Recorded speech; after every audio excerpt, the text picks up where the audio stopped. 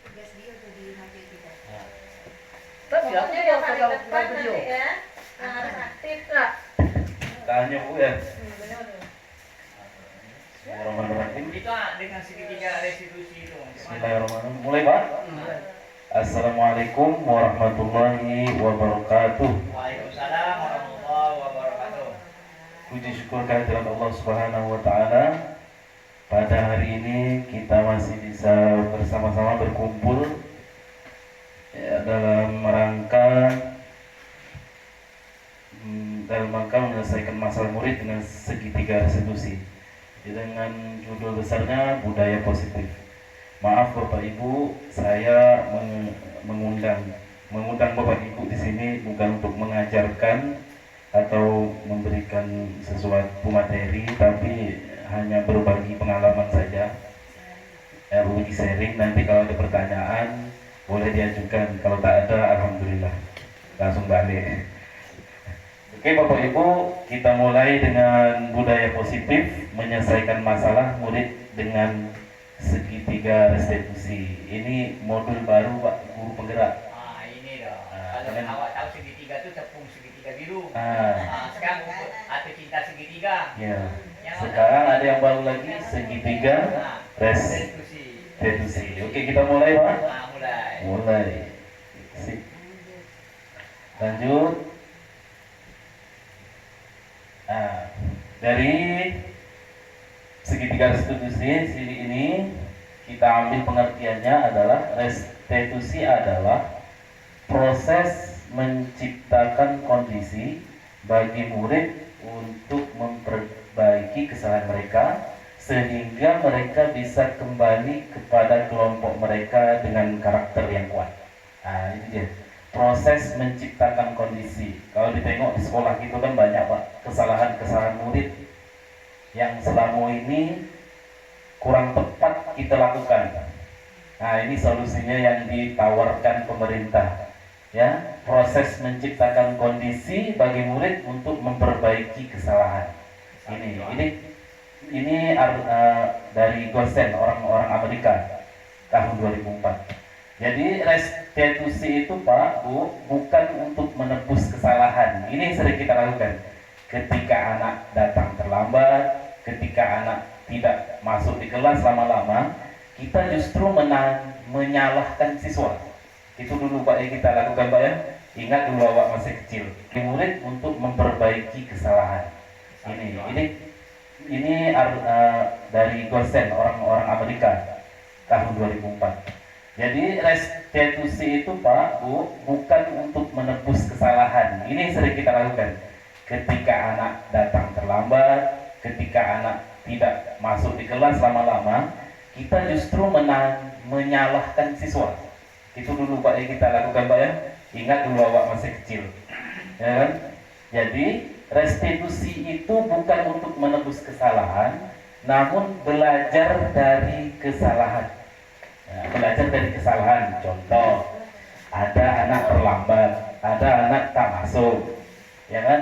Jadi anak tak masuk, kita 100% menyalahkan murid bahwa kamu ini nih, kamu harus dihukum. Konsekuensinya kamu harus gotong royong, kamu harus bersihkan WC, kamu harus mengerjakan latihan-latihan ini, latihan itu. Jadi restitusi ini belajar dari kesalahan. Jadi tanyakan kepada murid yang berbuat kesalahan, ya, tanya kepada murid yang berbuat kesalahan, alasan apa Anda berbuat seperti itu? Tentu punya alasan. Anak datang terlambat punya alasan. Anak tak sekolah ada alasan. Kita tanya dulu alasannya apa. Oke, gitu Pak ya, Bu. Terus restitusi tawaran, bukan paksaan. Ditawar dulu. Ditawar. Kita kan sering memaksa anak. Ya kan, jadi tawarannya seperti yang saya katakan tadi, kamu berbuat ini apa sebabnya? Tentu ada sebab. Ya, setiap anak pasti punya alasan. Terus restitusi mengembalikan murid yang berbuat salah pada kelompoknya. Ini setelah dia mengaku kesalahan, terus dia memperbaiki kesalahannya dengan kesalahan, belajar dari kesalahan, belajar dari tawaran. Nah, kalau bingung kita lanjutkan lagi Bapak Ibu ya. Oke. Ini dia segitiga restitusi. Ini anak banyak kesalahan yang terdapat di sekolah kita. Yang pertama, validasi tindakan yang salah. Ya Pak Ibu, validasi tindakan salah. Ada tiga, tadi kan ada tiga. Segitiga restitusi ada pertama, validasi tindakan yang salah. Kedua, menstabilkan identitas. Yang restitusi. Ini anak banyak kesalahan yang terdapat di sekolah kita. Yang pertama, validasi tindakan yang salah. Ya Pak Ibu, validasi tindakan salah ada tiga, tadi kan ada tiga. Segitiga restitusi ada pertama, validasi tindakan yang salah. Kedua, menstabilkan identitas. Yang ketiga, menanyakan keyakinan. Ini yang pertama, contoh dari validasi tindakan yang salah adalah ya tanyakan kepada murid. Kamu tentu punya banyak alasan mengapa kamu melakukan itu. Jadi anak berbuat salah, tanya alasannya. Mengapa anak berbuat seperti itu? Kita tanyakan. Yang kedua, masih dari validasi tindakan yang salah, adakah cara yang lebih efektif untuk mendapatkan apa yang kamu butuhkan? Ini tingkat tinggi ini anak-anak SMA ini pertanyaannya. Yang pertama itu, kamu tentu punya alasan mengapa kamu melakukan itu. Kita dengarkan alasannya dulu. Terus yang kedua, menstabilkan identitas. Ya, di bawahnya ada menstabilkan identitas. Ya, kamu ingin menjadi orang seperti apa? Tanyakan kepada murid. Yang tadi terlambat, yang tadi tak masuk-masuk, tanyakan kepada murid kita, kamu besok mau jadi apa? Kalau seperti ini, kamu tidak akan berhasil. Jadi tanyakan kepada murid, kamu ingin menjadi apa besok? Itu yang kedua. Yang ketiga, keyakinan kelas yang telah kita sepakati. Kalau dulu tata tertib namanya Pak. Kalau tata tertib itu kan kita download di Google, terus kita print, tempel di kelas. Kalau sekarang tidak, keyakinan kelas yang kita sepakati. Kita sepakat dulu sebelum masuk kelas, kita sepakati dulu. Nanti berkelanjutan, nanti materinya saya apakan juga. Keyakinan kelas seperti apa? Itu Bapak Ibu ya. Lanjut Bapak Ibu. Lanjut. Oke. Di sini saya ada kasus. Oke. Coba perhatikan.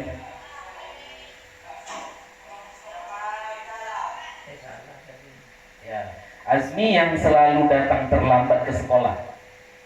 Mengapa Azmi? Saya tanya, mengapa Azmi datang terlambat? Karena tidur terlalu malam, keasikan bermain. Ini kata Azmi, dia datang terlambat. Ya Bapak Ibu, ini kasus pertama. Sebenarnya banyak lagi kasus-kasus yang lain. Coba lihat, ini kasus pertama. Kasus kedua, kasus kedua, Hazilah bermain lemparan kertas saat pembelajaran. Pada saat pembelajaran bahasa Inggris berlangsung, terlihat Hazilah sedang bermain lempar-lemparan kertas bersama temannya. Ini saya bentuk dari kasus yang kedua, ya berkaitan dengan anak yang bermain lempar-lemparan kertas. Ini kasus yang kedua. Oke, kita lanjut lagi. Oke, budaya positif tadi Pak ya. Dokumentasi praktik segitiga restitusi. Lanjut lagi. Oke, ini ya kasus yang pertama. Ini saya tanya, mengapa Azmi datang terlambat?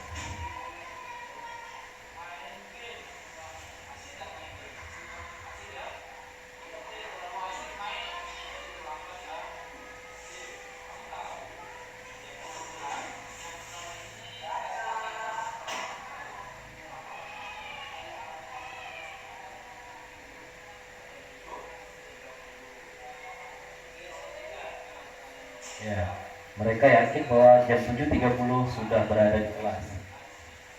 Ini termasuk keyakinan kelas.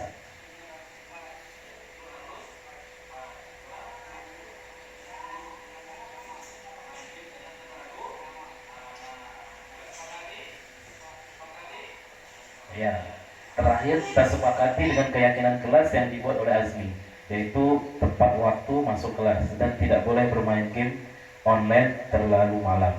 Itu kasus pertama. Lanjut ke kasus 2.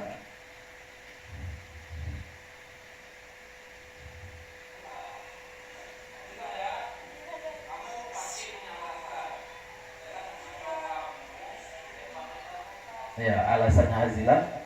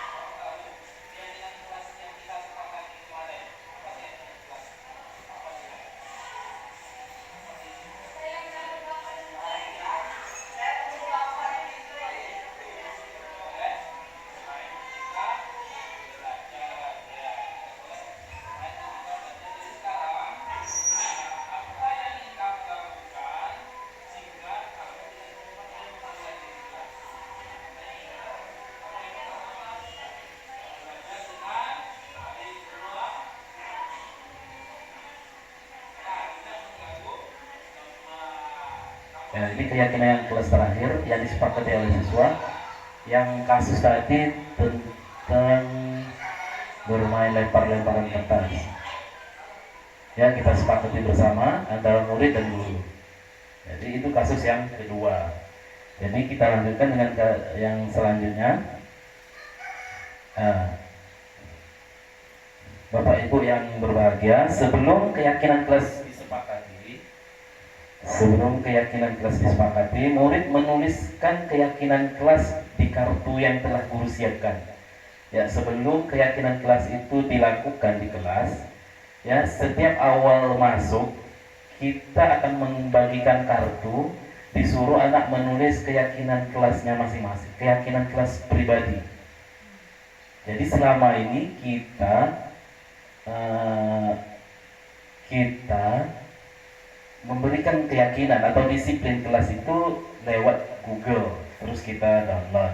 Sekarang berbeda, kita sepakati keyakinan kelas yang bersama-sama. Sudah kita sepakati, sudah selesai, kita membuat satu peraturan namanya keyakinan kelas. Kalau dulu dinamakan tata tertib kelas, dirubah. Sekarang kurikulum baru namanya keyakinan kelas. Itu disepakati bersama. Jadi anak murid betul-betul menyepakati ya yang telah dia buat, yang telah mereka buat. Jadi kita sepakati bersama. Ya, coba kita lihat di sini kelas 9 saya ambil. Tadi kelas 7 ya, ini saya ambil kelas 9. Bagaimana cara 2, 3, 1. Oke anak-anak semua, sekarang kita akan membuat keyakinan kelas atau kesepakatan kelas. Bapak ingin membagikan kartu. Saya sampaikan, mohon maaf, ini hanya berbagi pengalaman kepada Bapak Ibu. Semoga Bapak Ibu menerapkan di kelasnya masing-masing. Ya, menurut apa keyakinan Ibu Bapak. Jadi terserah Bapak Ibu mau berbuat yang seperti ini. Karena pemerintah sudah menawarkan seperti ini, jadi saya juga mencoba, Ibu juga mencoba, kita bersama-sama mencoba bagaimana murid kita besok bisa terampil, bisa kreatif. Karena kita lihat pergeseran nilai ini sangat jauh karena pengaruh dari HP, pengaruh dari lingkungan. Jadi nilai-nilai itu jauh dari. Makanya budaya positif ini dikembangkan oleh pemerintah, sengaja pemerintah, karena pemerintah tahu ya nilai merosot karakter siswa dari situ budaya sekolah. Ya, Terakhir, sebelum budaya-budaya sekolah itu kita terapkan, tentunya guru sudah menerapkan, punya nilai-nilai, ya punya nilai dan peran seperti kita berdiskusi, ya tampilan yang baik, ya yang diteladani, yang dicontohi oleh siswa kita semua. Tentu itu yang pertama, karena kita awal pintu masuknya pembelajaran. Kalau anak bisa seperti itu, ya anak guru juga bisa baik, bisa menteladani yang baik-baik. Semoga anak didik kita juga bisa mencontohi apa yang kita lakukan. Oke, sampai di sini yang dapat saya sampaikan. Mohon maaf atas segala kekurangan. Assalamualaikum warahmatullahi wabarakatuh.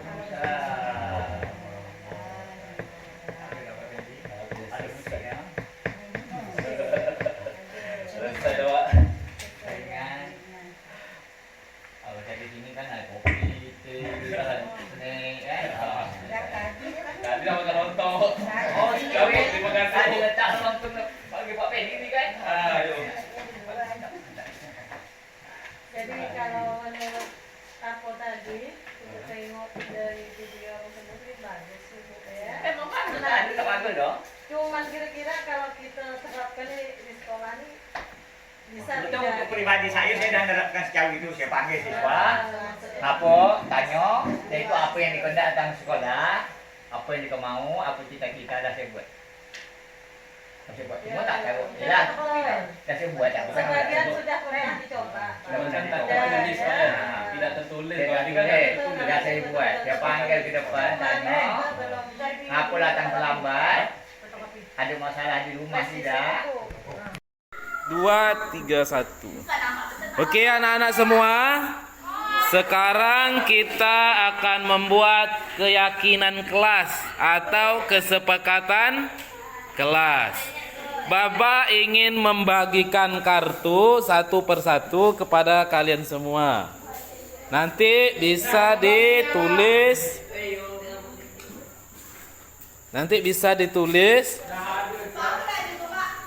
Ya. Nanti ditulis ya. Apa kesepakatan kelas kita? Ya. Oke, sekarang coba ditulis. Asmi, kamu pasti punya alasan kenapa kamu terlambat. Apa dia? Saya tidak terlambat Main game. Asik gak main game? Asik ya? Oke, terlalu asik main, berarti terlambat ya. Oke, kamu tahu keyakinan kelas yang selama ini kita sepakati? Tahu? Apa? Saya harus masuk kelas jam 7.30. Ya, jam 7.30. Jangan lupa. Oke, nomor 3. Sekarang pertanyaan nomor 3. Jadi sekarang apa yang ingin kamu lakukan jika kamu tidak terlambat lagi? Apa yang kamu lakukan? Tidur harus cepat. Ya, tidur harus cepat. Kedua, Main game jangan lama. main game jangan terlalu lama. Kita sepakati? Sepakati ya. Terima kasih. Nah, stop. Adilah ya. Kamu pasti punya alasan. Ya kan, mengapa kamu lempar-lempar kertas? Kamu tahu itu? Tahu. Ya. Kamu tahu pasti punya alasan. Apa alasannya? Bukan? Melempar-lempar kertas. Kamu tahu keyakinan kelas yang kita sepakati kemarin? Apa keyakinan kelas? Apa dia? Apa keyakinan kelas? Saya menunggu Bapak dan Saya menunggu Bapak dan Ibu. Boleh bermain ketika belajar, ya. Tidak boleh bermain ketika belajar. Jadi sekarang, apa yang ingin kamu lakukan jika kamu tidak melempar lagi bola? Apa yang pertama, Pak? Belajar dengan baik. Kedua,